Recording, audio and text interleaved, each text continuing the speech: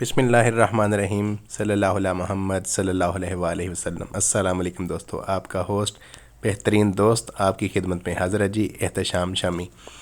सबसे ज़्यादा पहले तो मैं ये आपको बता दूं कि आज भी काफ़ी ज़्यादा सर्दी है, तो इस सर्दी से बचने के लिए आपको हत्तल इम्कान कोशिश करनी चाहिए। अपने किट शिट मुकम्मल करके घर से निकला करें, बिलखसूस अगर आपने मोटरसाइकिल पर सफ़र करना हो तो। मोटरसाइकिल लेकर घर से निकल रहा हूँ दोस्तों। मोटरसाइकिल मेरी ने सिर्फ़ और सिर्फ 41 किलोमीटर की एवरेज दी है, जो कि इंतहाई कम है। तो जैसे ही मैं घर से निकला हूँ, मैंने फ़ील किया है कि सर्दी ज़्यादा है, मुझे ग्लव्स पहन लेने चाहिए।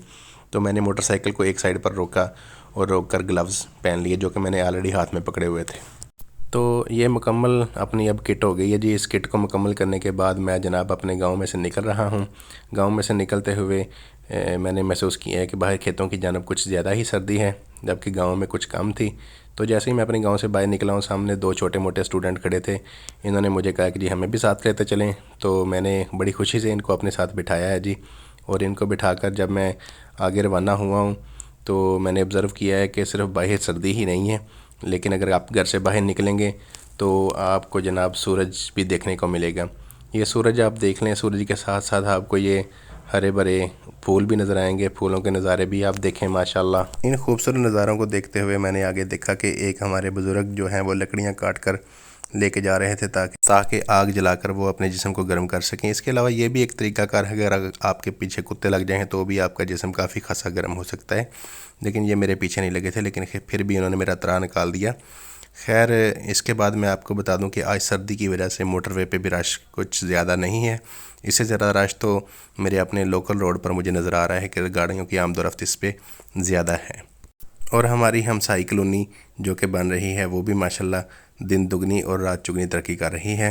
एक साल में उन्होंने माशाल्लाह सड़कें बनाने का प्रोजेक्ट मुकम्मल कर ही लिया है। और फिर हुई चाचू अशरफ के साथ मुलाकात, और अशरफ साहब के साथ मुलाकात के बाद बच्चों को मैंने ड्रॉप किया। और बच्चों को ड्रॉप करने के बाद आपको बताता चलूँ कि हमारे गाँव में एक नया मैरिज हॉल बना है, जो कि बेसिकली तो बहुत सादा है, लेकिन आवाम को फ़ायदा तो देगा कि दूर दराज इलाकों में जाकर जो अपने बच्चों की शादियां करते थे, उससे बेहतर है कि जिनके घर के करीब ही बैठने की अच्छी जगह मिल जाएगी। और फिर जनाब मैं मेन मिल्लत रोड पर पहुंचा हूं। मिल्लत रोड बहुत ही खूबसूरत और रश भरा लग रहा था जी। इस पे चढ़ने के लिए आपको पहले एहतियात की ज़रूरत होती है कि दाएं बाएं देखें, और फिर आप अपने जनाब सफ़र को जारी कर सकें। और फिर उसके बाद जी आगे मैंने दोस्तों के साथ आग सेकने की कोशिश की है जी, जो कि दस्ताने के साथ थी। फिर मैंने दस्ताना उतार के सेकी है जी, और मोटरसाइकिल की ट्यूनिंग के मतलब मशवरा किया है जी। मशवरा करने के बाद जी हम चल पड़े हैं जी मकैनिक की दुकान की तरफ। और हम जैसे ही पहुँचे हैं मकैनिक की दुकान पर, तो मकैनिक की दुकान में ये छोटे छोटे से उस्ताद देखकर बड़ी खुशी हुई जी। लेकिन एक दुख भी होता है जब ये पता चलता है कि ये पढ़े नहीं हैं, पढ़ाई के बगैर ये कर रहे हैं ये काम। खैर, मेहनत इनके हाथ में आदत बन जाएगी इनकी, और हुनर आ जाएगा तो ये सीख जाएंगे अच्छी तरह। और फिर जनाब उन्होंने काफ़ी सोच विचार की है। मेरे साथ मामू जी भी थे, और मामू जी और मैंने मिल के उनको बताया कि जी 41 किलोमीटर की एवरेज दे रही है। फिर उन्होंने अपने औजार पानी लेकर उसकी चींती पीती शुरू कर दी है। तो खैर, जैसे ही उन्होंने काम शुरू किया है जी, मेरी दुआ है कि जी ये मेरे लिए बेहतरीन हो जाए। और ये एक हीट गन वाला सिस्टम ऐसा आ गया है। पहले सर्दियों में जो है ना, वो आपको जो इसकी बोतल होती है जिसमें ये इसका एयर फ़िल्टर होता है, वो मुश्किल से निकाला जाता था, अब गर्म करने से आसानी से निकल जाता है।